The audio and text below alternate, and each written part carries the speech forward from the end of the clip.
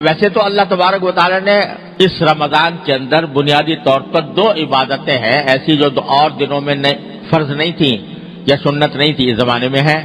ایک روزہ عام دنوں میں فرض نہیں تھا، مہینے کے اندر فرض کر دیا۔ اسی طرح تراویح عام دنوں میں نہیں تھی، اس میں پڑھنا سنت مؤکدہ قرار دے دیا گیا کہ سنت مؤکدہ ہے کہ تراویح پڑھو۔ بظاہر تو یہ دو ہی چیزیں ہیں، لیکن اصل مقصود یہ ہے کہ اس مہینے کے اندر ان دو کاموں کے علاوہ آدمی جتنا ہو سکے اپنے آپ کو دوسرے مشاغل سے فارغ کر کے اللہ تبارک و تعالیٰ کی عبادت کی طرف متوجہ ہو۔ اور دنوں کے اندر صبح سے شام تک ہم مختلف مشاغل میں مبتلا رہتے ہیں، یہ ایک مہینہ اللہ کے لیے اپنے آپ کو فارغ کرنے کی کوشش کرو کہ اپنی مصروفیات دوسری مصروفیات کم کرو، اور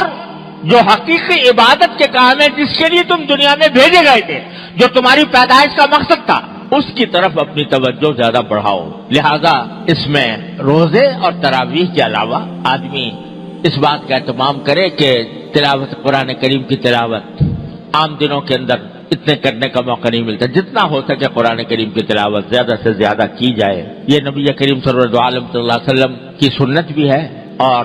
جب رمضان کا مہینہ آتا تھا تو حضرت جبریل امین علیہ السلام نبی کریم صلی اللہ علیہ وسلم کے ساتھ قرآن کریم کا دور کیا کرتے کہ ہر رمضان کے مہینے میں کہ جتنا قرآن ایک مرتبہ حضور اقدس صلی اللہ علیہ وسلم پڑھتے، ایک مرتبہ جبریل امین پڑھتے، کیا منظر ہوگا، وہ کیا عالم ہوگا کہ دور کرنے والے حضرت جبریل علیہ السلام اور دور کرنے والے حضور نبی کریم صلی اللہ علیہ وسلم، کیا تلاوت ہوتی ہوگی، کیا اس کا منظر ہوگا اور کیا اس کی روحانیت ہوگی۔ ہر سال یہ ہوتا، اور آخری سال جو آپ کی دنیا میں تشریف رکھنے کا آخری سال تھا، اس میں 2 مرتبہ یہ دور کیا گیا سرکار دو عالم صلی اللہ علیہ وسلم اور جبریل امین کے درمیان۔ تو اس لیے قرآن کریم کی کو خاص نسبت ہے رمضان سے، تو اس میں رمضان کے اندر پہلے سے طے رکھیں کہ بھئی تلاوت قرآن کی مقدار عام دنوں سے زیادہ اس میں بڑھائیں گے۔ اور بھائی تلاوت تو ہے ہی، ساتھ ساتھ اگر اس کے بھی اہتمام کیا جائے کچھ وقت نکال کر، اگر پہلے کبھی موقع نہیں ملا ہے تو قرآن کریم کا ترجمہ، اس کی تفسیر کسی مستند تفسیر کے ذریعے کی مدد سے اس کو پڑھنے کا بھی اہتمام کیا جائے۔ تو تلاوت، پھر چلتے پھرتے ذکر، اور بعض وہ عبادتیں نفلی عبادتیں جو عام دنوں میں ادا کرنے کی توفیق نہیں ہوتی،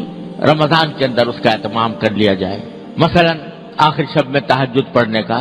عام دنوں میں اگر موقع نہیں ملتا، یہ توفیق نہیں ہوتی، تو سحری کے لیے تو انسان اٹھتا ہی ہے، اس سے کچھ پہلے اٹھ جائے اور کچھ رکعتیں تہجد کے پڑھ لے، 8 رکعتیں،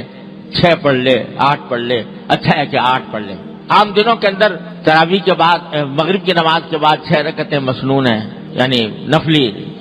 عبادت نہیں عام دنوں میں موقع ملتا، اب پڑھ لے۔ اشراق کے بعد جو رکعتیں 2 رکعتیں یا 4 رکعتیں، یہ عام دنوں میں موقع نہیں ملتا، اس میں پڑھ لے۔ اور چلتے پھرتے ذکر، فضولیات سے اجتناب، فضول کام سے، فضول محفلیں جمی ہوئی ہیں، باتیں ہو رہی ہیں، گپ شپ ہو رہی ہے، اس سے اپنے آپ کو بچائیں، اور زیادہ سے زیادہ وقت اللہ تبارک و تعالیٰ کے ذکر میں، اللہ تعالیٰ کی یاد میں، اللہ تعالیٰ کی عبادت میں گزارنے کی کوشش کریں۔